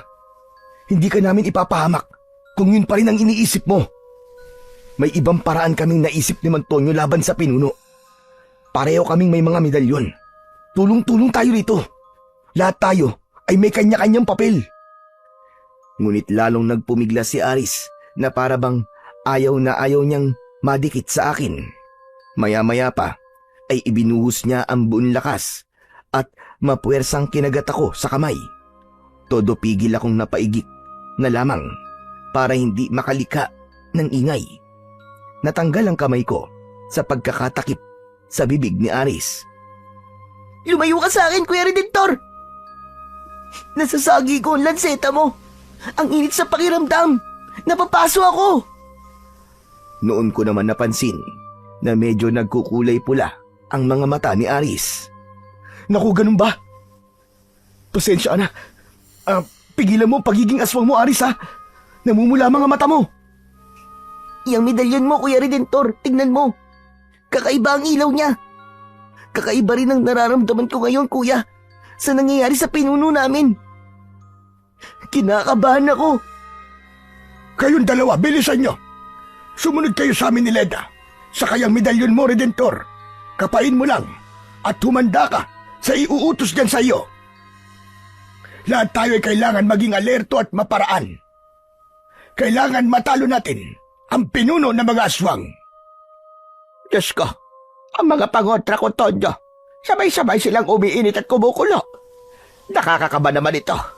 Mukhang iba talaga ang lakas ng mga aswang na kasama ang kanilang pinuno. Mukhang mahihirapan tayong kalabanin sila. Inuulit ko, makinig kayong mabuti. Maging alerto kayo at mag-isip na mabuti kapag kaharap na natin ang pinuno. Obserbahan nyo ang bawat nasa paligid. Tandaan nyo ang kakayahan ng pinuno na manglito. Pagpapalit-palitin niya ang mga anyo nilang mga aswang. Ibig sabihin ay kasalukuyang nasa ibang katauhan siya. Kaya obserbahan niyong maigi ang mga makakaharap nating mga aswang. Talasan niyong maigi ang inyong pakiramdam. Tungkol naman sa posibleng paggana ng mga medalyon namin ni Redentor, baka pagpalitin-palitin din ang mga katauhan natin para lituhin din ang pinuno. Dapat ay handa tayong maging mapagpanggap. Nakukuha niyo ba mga sinasabi ko? Sabay-sabay kaming nagsitango ni na Lola Leda at Aris. Si Aris noon ay mukhang hindi na iwas sa amin dahil sa mga sinabi ko sa kanya kanina. Samantala, nang palabas na sana kami sa isang lagusan ng kuweba, ay napamura na lamang si Mang Tonyo. Nang sa may bukana ay napansin niyang sinira na pala ng mga aswang ang harang nito. Anak nang, humanda kayo! May mga nakapasok ng mga aswang dito. Kailangan nating umatras at sa kabilang lagusan naman tayo daraan. Aatras na sana kami para umalis nang biglang lumitaw naman ang nakapasok na mga aswang. Nang makita kami, mabilis kagad ang mga itong sinugod kami. Nang pagkakataong ding yon, ay naramdaman kong may kung anong iniuutos sa akin ang medalyon ko. Kaya naman ay inilabas ko ang lanseta kong gawa sa pilak at ang latigong ibinabad sa pangontrang langis na ibinigay sa akin ni Mang Tonyo. Aris, sumunod ka lang kay Mang Tonyo at Lola Leda. Ako nang bahala rito sa likuran nyo. Habang umaatras kami, ay kinalaban ko ang mga sumusugod na mga aswang. Napansin kong habang tumatagal ay parang natitigilan sila at nag-uusap sa kanilang mga mata. Maya-maya pa ay narinig ko ang isa na wag daw akong kakalabanin pagkat baka raw magising ang pagkaaswang ko. Doon naman may ibinulong sa akin ang medalyon ko. Nasa katauhan daw ako ni Aris sa paningin ng mga aswang. Nagulat ako roon, lalo na nang marinig ko pa ang isang aswang na kinukumbinsi akong sumama na lang sa kanila. Sinagot ko sila. Hindi! Hindi ako sasama sa inyo! Subukan niyo akong salingin at gigisingin ko ang pagkaswang ko! Diyan lang kayo at huwag susunod sa amin. Kung hindi, ay pagsisisihan nyo at malalagot kayo sa pinuno! Napalingon naman sa akin sina Mang Tonyo at Lola Leda na nagtataka at napapaisip. Alam kong alam na nila kung ano ang nangyayari. Nasulyapan kong napatango si Mang Tonyo at binulungan sina Lola Leda at Aris. Nang malapit na kami sa kabilang lagusan kung saan kami unang nahulog ni Lola Leda, ay napamura na naman si Mang Tonyo. Paano ay nakapasok na rin pala mula roon ang isa pang grupo ng mga aswang at kasama roon si Leon. Todo ngisi ang buang. Aha! At dito pala kayo nagtatago, ah? Pwes, malas nyo na lang. Dahil nakulong namin kayo ngayon. Hinarap ni Leon si Mang Tonyo at iba ang tawag nito rito. Inakala nitong ako si Mang Tonyo. Ibig sabihin, ang katauhan ko ay naipalit naman kay Mang Tonyo sa mata ng mga aswang. Bali ako si Aris at si Mang Tonyo naman ay ako. Ibig sabihin, ang katauhan naman ni Mang Tonyo ay nakay Aling Leda at si Aris naman si Aling Leda. Pinakadelikado ang katauhan ni Aris dahil aakalaing siya ang bulag at pinakamahina. Kailangan ko pa rin siyang protektahan. Ibinulong ko yun kay Mang Tonyo at ito na ang nagpaliwanag sa katauhan ng dalawa. Ano, Redentor? Ano? Dito ko natutuldukan ang pagiging bida-bida mong anak ka ng tokwa. Narito ng pinuno namin. Lagot kayo ngayon. Pero problema nyo na kung nasaan siya. Basta't narito siya. Sumagot naman si Mang Tonyo na akala ng mga aswang ay ako, kaya boses ko ang maririnig. Diablong buwang ka! Naburdado ng peklat ang mukha! Kabisado ko na ang pinuno nyo. Baka kayo ang lagot! Hindi nyo alam kung anong pinaghahandaan namin. Ikaw at ang pinuno nyo ang tutuldukan namin ngayong gabi! Ginagalit mo talaga ako ah! Pwes, tignan natin kung hanggang saan ang angas mo! Biglang pumitik sa hangin si Leon. Bunga nito ay kagad nangamatay ang sindi ng mga sulong nakasabit sa mga dingding ng kuweba. Binalot kami ng pusikit na kadiliman. Nanginginig na kumapit sa akin si Aris. Kuya Redentor, natatakot ako. Sobrang dilim. Hawakan mo akong maigi, kuya. Baka bigla na lang akong dukutin ng mga aswang. Huwag ka mag-alala, Aris.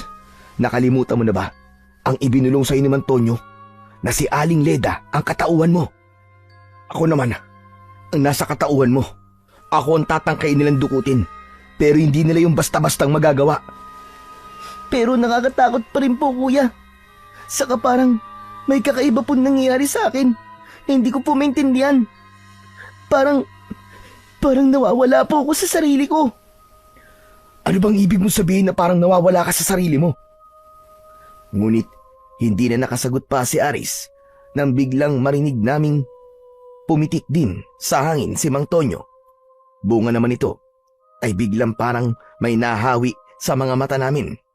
Nagtatakang tinanong ko si Mang Tonyo kung ano ang nangyari. Kinontra ko ang ginawa ng pinuno ng aswang, Redentor. Lumipat siya sa katauhan ni Leon. Ang Leon na nakikita natin ngayon ay ang pinuno pala mismo. Sa pagpitik ko rin sa hangin na iniutos sa akin ng medalyong ko, ay nabaligtad ang pagdilim ng paligid sa mga mata natin. Igala mo ang paningin mo, hindi ba't nakikita mo pa rin sa paligid ng mga aswang? Pati ang totoong katauhan nila ay nakikita na rin natin. Tignan mo si Leon, ay hindi na si Leon. Siya ang pinuno mismo sa totoong katauhan nito. Nang igala ko ang paningin, ay totoo ngang nakikita ko ang totoong pinuno. Pero may isang bagay na nagpagulat sa amin. Nang balingan naman namin si Aris. Para bang nag-iiba ang anyo nito. Nang lingunin ulit namin ang pinunong aswang, ay napansin naming pati pala to ay medyo nag-iiba ang anyo. Para bang nag-aagaw ang anyo nito at ang anyo ni Aris. Ganon din ang nangyayari kay Aris. Nag-aagawan ang kanilang pagkatao. Sukat noon din ay may natanggap akong utos mula sa medalyong ko na noon ay umiinit na naman at umiilaw. Pati pala si Mang Tonyo ay nakatanggap na rin ng utos. Madali ka, Redentor. Kisingin mo ang pagkaswag ni Aris para hindi siya makuha ng pinuno. Yung pala pakay niya, kaya pinatay niya ang mga sulo. Gusto niya magpalakas para matalo tayo. Ngunit habang binubulungan ako ni Mang Tonyo ng dapat kong gawin, ay narinig din naming inutusan ni Garuno ang mga tauhan niya na sugurin kami anuman ang mangyari. Nangunguna rito ang totoong si Leon. Si Mang Tonyo kagad ang nakita nito pagkat ito ang itinuro rito ng pinuno sa pag-aakalang ako ang matanda. Ang pinuno naman ay nakamata sa akin at parabang pilit nakikipagtalastasan sa mga mata ko. Pakiramdam ko ay hinihipnotismo ako nito kahit malayuan. Inaakala nito na ako ang batang si Aris. Walang ano-ano ay biglang tumalbog ang suot kong medalyon. Takang napakapa ako rito. Kasabay nito ay biglang napabulalas ang pinuno at galit na umatungal. Kaya pala ay nalaman na nito na nililito rin namin siya sa pamamagitan ng mga medalyon namin ni Mang Tonyo. Naramdaman pala nito ang suot kong medalyon dahil sa tangka nitong paghihipnotismo sa akin. Muling pumitik ang pinuno sa hangin at muli akong tinitigan. Napamura ito sa kung anumang natuklasan. Makaraan ay sinambit nitong sa kanya raw si Aris at wala raw makapipigil sa kanya na makuha ang bata. Pagtingin ko kay Aris ay nanlaki ang mga mata ko, nanlalong lumala ang nangyayari sa kanyang pagkatao. Ano na, Redentor? Bakit tuluyan ang makuha ni Garuno ang kaluluwa ni Aris? Dahil nalantad na rin pala ang totoo kong katauhan kay Leon, ay galit na galit ako nitong sinugod at uunahan sana ako sa gagawin ko kay Aris. Anak ng tokwa ka! At tinangka mo pa kami lituin, ha? Pwes, hindi ka magtatagumpay sa balak mong gawin kay Aris. Mga kalahi, pagtulungan natin siya! Sa pagkakataranta, ay inilabas ko ang lanseta kong pilak at marin itong idinikit sa balat ni Aris. Todo sigaw ito at hindi ko tinigilan hanggang sa mamula ang mga mata nito at tuluyang magising ang pagkaaswang. Malakas akong itinulak ni Aris nang makapagpalit ng anyo. Nagulat ako sa sobrang lakas nito. Naibalibag ako at nadamay pa si Mang Tonyo. Pareho kaming tumilapon at lumagapak sa dingding ng kuweba. Sa pagkakatilapon namin yon ay may mabilis na ginawa si Mang Tonyo. Hinubad nito ang suot na medalyon at isinuot sa akin. Kasunod nito ay mabilis itong sumambit ng munting orasyon at pumitik muli sa hangin. Panahon na para talunin mo si Garuno, Redentor. Ngayon mo na ilabas ang lahat mong tapang. Pagdikitin mo mga medalyon sa iyong palad at pagkakalooban ka nito ng kakaibang lakas at talas mag-isip. Sundin mo ang kahit na anong ibulong sa iyo. Sige na, samantalain mo na ang pagkakataon habang nalilito pa si Garuno. Sinunod ko kagad ang sinabi ni Mang Tonyo. Habang pinagdidikit ko ang mga medalyon, ay galit na galit namang hinarap ni Aris si Garuno. Humanda ka sa amin, Garuno! Ikaw rin, Leon! Tikman niyo ang ganti ng mga magulang kong pinatay at inagawan niyo ng itim na bato! Aba, ang tapang mo naman, bata ka. Sige, sumugod ka at mapupulbos ka sa amin! At tuluyan nang sumugod nang walang takot si Aris. Susugod na rin sana ako, pero bigla akong pinigilan ni Lola Leda nang maramdaman ito ang gagawin ko. Sandali lang, Redentor. Uusap muna natin ang mga pagontra kong lagi sa mga medalyon mo. Dagdag lakas at protection mo na rin. Si Leon ang una kong kinalaban dahil humarang ito sa tangka kong pagtulong kay Aris dahil alam kong dehado ito laban sa mga aswang at kay Garuno. Hoy, Tokwa! Kami ang kalabanin mo! Hindi mo kaya ang pinuno! Ganun ba? Kung ganun, tatapusin ko na rin ang pagbuburda sa mukha mong buwang ka! Sa sobrang gigil ko, ay hindi ko tinantanan si Leon at ang mga kasama nito hanggang sa magkalat sa lupa ang gutay-gutay nilang mga katawan gamit lang ang lanseta kong pilak. Pero kahit putol na at gumugulong na sa lupa ang ulo ni Leon, ay nakuha pa rin itong asarin ako bago tuluyang malagutan ng hininga. Gugulong din ang ulo mo, Tokwa, sa harap ni Garuno! Sa sobrang inis ko, kahit natigok na ang buwang na Leon, ay sinipa ko pa rin ng sobrang lakas ang ulo nito. Tumilapon ito at tumama pa sa banda ni Garuno na noon ay nakita kong tuluyan na sanang paggugutay-gutayin ang nakahandusay na katawan ni Aris sa lupa. Nanlaki naman ang mga mata ko pagkakita sa sinapit ni Aris, duguan at halos hindi na gumagalaw. Hayop ka! Anong ginawa mo kay Aris Garuno? Pwes, humanda ka ngayon. Tatapusin na kita! Nang gabing yon, ay itinodo ko na ang galit ko dahil sa sinapit ni Aris. Pero bago ko kinalaban si Garuno at iba pang mga aswang, ay sinigawan ko muna si Mang Tonyo. Mang Tonyo! Kunin niyo si Aris at tatapusin ko ng Garuno na to! Gigibayin ko ang kuwebang ito, kaya tumakas na kayo! Madali kayo! Sumunod naman si Mang Tonyo. Tinangka pa siyang pigilan at kalabanin ng mga aswang, pero malakas din pala ang bisa ng panghampas niyang latigo na ibinabad sa langis ng pangontrang herbal. Maliksi rin ang kanyang mga kilos, kahit matanda na. Ako naman ay nahirapang pabagsakin ang pinuno ng mga aswang na si Garuno dahil sa taglay nito na dobleng medalyon. Pero dahil dalawa rin ang medalyon ko, ay nakokontra ko naman. Oo, malakas si Garuno, nandi hamak sa akin.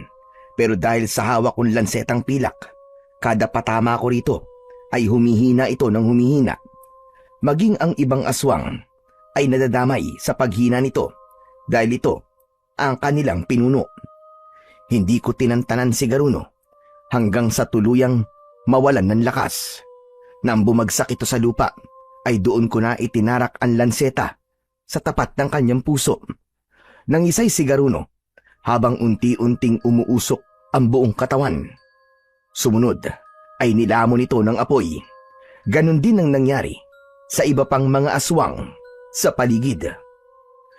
Paglabas ko ng kuweba ay giniba ko ito. Ibinuhos ko ang buo kong lakas. Doon natapos ang mga kampon ni Garuno. Inilibing ko sila roon. Ako naman, sa sobrang pagod, ay bumagsak na rin hanggang sa mawalan ng malay. Kinabukasan, nagising na lang ako na naroon na sa kubo ni Mang Tonyo. Katabi ko sa higaan si Aris na noon ay gising na rin, ngunit may mga benda ang buong katawan. Pangiwing na pangiti ito sa akin. Salamat, Kuya Redentor. Naipaghiganti na po natin ang mga magulang ko. At tama po kayo. Lahat nga po tayo ay may papel para tapusin ang kasamaan ni Ayoko palang banggitin at baka mamaya muli siyang mabuhay. Basta, maraming salamat po talaga sa inyo, Kuya Redentor. Tama si Aris.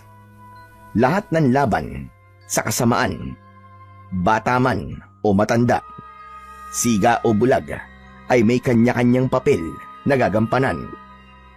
Basta't nakahanda na magtulungan at sa tulong ng pananampalataya sa Panginoong Diyos. Magmula noon, si Aris ay pinagtulungan na rin naming makapamuhay na tulad naming mga tao. Dahil pursigido rin siya, ay nagtagumpay naman siyang tuluyang talikuran ang pagiging aswang.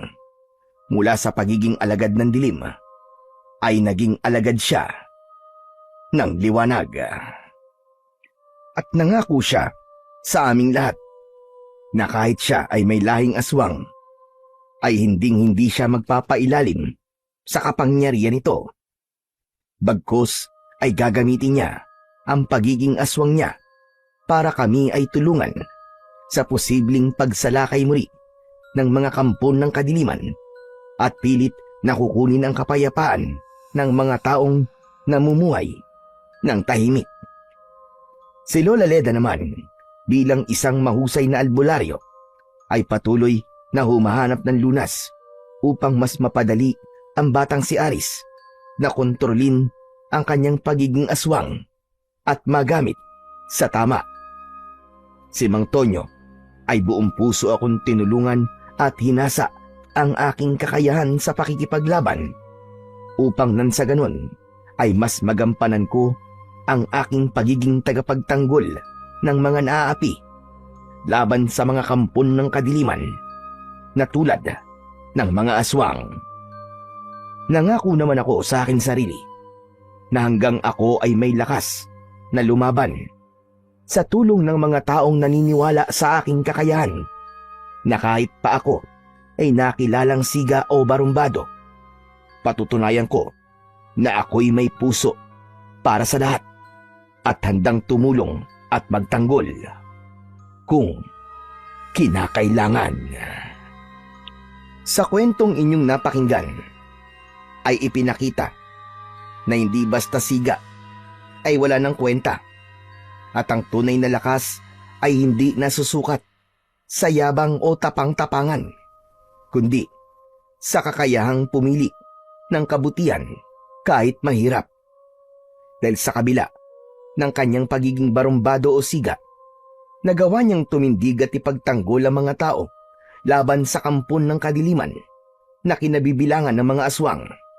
At dito, naging malinaw na ang pagiging siga ay hindi dapat agad husgahan, sapagkat may kabutihang nakatago sa puso ng bawat tao.